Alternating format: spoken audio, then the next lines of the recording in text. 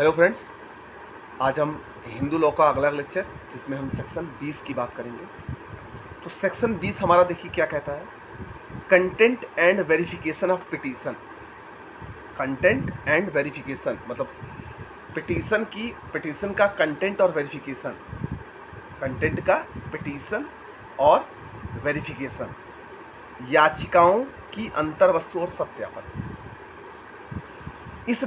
इस अधिनियम के अधीन उपस्थित की गई प्रत्येक याचिका में इतनी स्पष्टता से जितने तक कि मामले की प्रकृति से ये किया जा सके कि वे तथ्य कथित होंगे जिन पर कि अनुतोष के लिए दावा आग्रत है, और वह धारा 11 के अधीन अर्जी के सिवाय यह भी कथित करेगी कि याचिकादाता और विवाह के दूसरे पक्षकार के बीच कोई दूर भी संधि नहीं। देखिए, अब इसमें कहने का मतलब है कि पिटीशन में जिस बात पे पिटीशन दिया गया उसके कंटेंट पर क्लेरिफाई होना चाहिए कि उन्होंने धारा 11 के अधीन अर्जी के सिवाय, धारा 11 के अधीन अर्जी के सिवाय जो भी बातें कथित करी हैं याचिकादाता ने, विवाह ने और दूसरे पक्षकार के बीच कोई दूर भी संधि नहीं होनी चाहिए। इस अधिनियम के अधीन वाली प्रत्येक याचिका में अंतर्विष्ट कथन याचिकादाता या याचिकादात्री द्वारा किसी अन्य सक्षम व्यक्ति द्वारा उस रीति सत्यापित किए जाएंगे जो कि वाद पत्रों के सत्यापन के लिए विधि द्वारा अपेक्षित है। अब देखिए, इनके वाद पत्रों पे जो सत्यापन जो करेगा वो कौन करेगा? जो विधि द्वारा अपेक्षित है, जिसको विधि ने ये अधिकार दिया है। ठीक, सुनवाई में साक्ष्य के रूप में निर्दिष्ट किए जा सकेंगे और सुनवाई में साक्ष्य के रूप में निर्दिष्ट किए जा सकेंगे। ये धारा 20 था। अब इसमें आती है धारा 21, 1908 की अधिनियम 5 का लागू। इस अधिनियम में अंतर्विष्ट, अब 1908 के अधिनियम का लागू होना मतलब एप्लीकेशन ऑफ एक्ट 5 ऑफ 1908। इस अधिनियम के अंतर्विष्ट अन्य उपबंधों के और ऐसे नियमों की जैसे कि उच्च न्यायालय द्वारा किसी निमित्त बनाए जाने अधीन रहते हुए इस अधिनियम के अधीन वाली सब कार्यवाही सिविल प्रक्रिया संहिता 1908 द्वारा विनियमित होंगी। मतलब इसका मतलब है कि इन 1908 के अधिनियम द्वारा ये जितनी भी प्रक्रियाएं हैं वो सिविल प्रक्रिया संहिता CPC 1908 का अधिनियम 5 द्वारा विनियमित रहेंगी।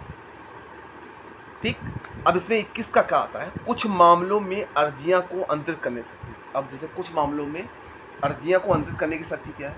इस अधिनियम के अधीन अर्जी अधिकारता रखने वाला जिला न्यायालय जो इस अर्जी का अधिकार रखता है, वो जिला न्यायालय में विवाह के किसी पक्षकार द्वारा धारा 10 के अधीन जुडिशियल सेपरेशन की डिग्री के लिए या धारा 13 के अधीन विवाह विच्छेद की डिग्री के लिए प्रार्थना करते हुए उपस्थित की गई। धारा 10 जुडिशियल सेपरेशन और धारा 13 विवाह विच्छेद मतलब तलाक के लिए डिग्री के लिए प्रार्थना पत्र उपस्थित की गई। उसके पश्चात अधिनियम के अधीन दूसरी अर्जी विवाह के दूसरे पक्षकार द्वारा, उसके बाद अधिनियम के अधीन जो दूसरी अर्जी होगी विवाह के दूसरे पक्षकार द्वारा किसी अपराध पर धारा 10 के अधीन जुडिशियल सेपरेशन की डिग्री या धारा 13 के अधीन विवाह विच्छेद की डिग्री के लिए प्रार्थना करते हुए चाहे उसी राज्य या किसी भिन्न राज्य में उसी जिला न्यायालय या किसी भिन्न जिला न्यायालय में उपस्थित की गई। ये चीज देखी जाए। ऐसे मामलों में जिसमें उपधारा 1 लागू होती, यदि अर्जियां एक ही जिला न्यायालय में उपस्थित की गई हैं तो उन दोनों अर्जियों का विचारण, उसकी सुनवाई उस जिला न्यायालय द्वारा एक साथ की जाएंगी। अब ये नहीं कि अलग अलग कर देगा तो अलग अलग विचारण होगा।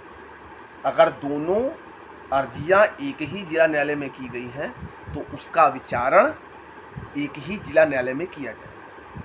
यदि अर्जियां भिन्न भिन्न जिला न्यायालयों में उपस्थित की गई तो बाद में उपस्थित अर्जी उस जिला न्यायालय को अंतरित की जाएगी जिसमें पहली वाली अर्जी उपस्थित की गई थी। अब देखिए, अगर अर्जियां दो अलग अलग राज्य के जिला न्यायालयों में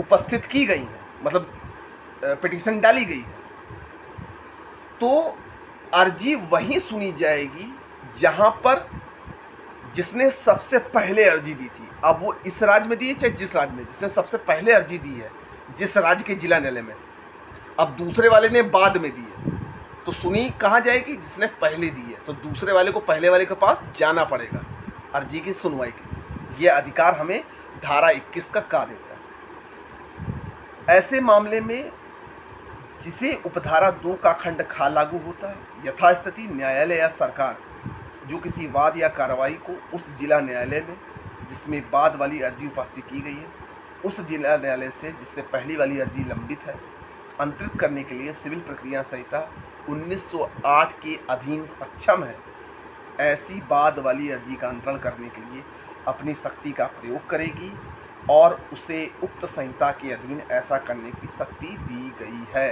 मतलब ये पावर उसको दिया गया है कि जहाँ पहले अर्जी दाखिल की गई थी वहीं पर अर्जी की सुनवाई हो। ठीक, अब इसमें आता है 21 का खा। इस अधिनियम के अधीन अर्जियों के विचारण और निपटारे में संबंधित विशेष उपबंध क्या है? इस अधिनियम के अधीन हर अर्जी का विचारण यथासंभव शीघ्रता से किया जाएगा और जिस तारीख को प्रत्यर्थी पर अर्जी की सूचना तामील की गई है उस तारीख से ये 6 मास के भीतर विचारण समाप्त करने का प्रयास करेगा। देखिए, जब से अर्जी डाली गई है जल्द से जल्द करने का प्रयास किया जाएगा, लेकिन 6 माह के अंदर इसका विचारण समाप्त करने का प्रयास किया जाएगा। इस अधिनियम के अधीन हर अपील की सुनवाई यथासंभव शीघ्रता की जाएगी, मतलब जल्द से जल्द की जाएगी, और जिस तारीख को प्रत्यर्थी पर अपील की सूचना तामील की गई है उस तारीख से 3 मास के अंदर सुनवाई समाप्त करने का प्रयास किया जाएगा। ये 21 का खा कहता है। अब आता है 21 का गा, दस्तावेजी साक्ष्य। किसी अधिनियम के प्रतिकूल बात के होते हुए भी कोई दस्तावेज इस अधिनियम के अधीन अर्जी के विचारण को किसी कार्यवाही में साक्ष्य में इस आधार पर अग्राह्य नहीं होगा कि उस पर सम्यक रूप से स्टाम्प नहीं लगा या वह रजिस्ट्रीकृत है। देखिए,